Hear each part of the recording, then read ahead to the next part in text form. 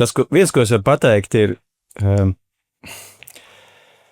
galvenais saglabāt vēsu galvu un redzēt pāri, jeb neiekrist tādā dusmu, baiļu vai kaut kādā panikas atmosfērā, jo dzīve tev vienmēr piespēlē negaidītas situācijas.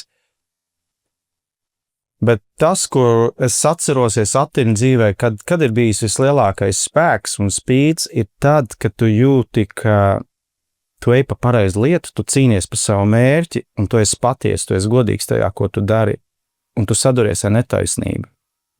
Kaut vai līdzīgi kā šobrīd mēs vērojam divu prezidentu cīņas.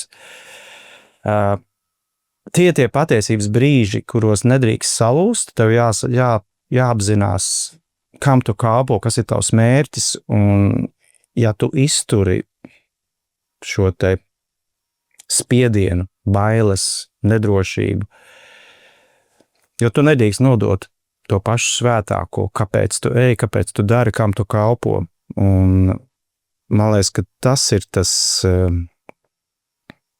grūtākais, un es teiktu arī svētākais. Vienkārši nepadoties un būt īstam līdz galam.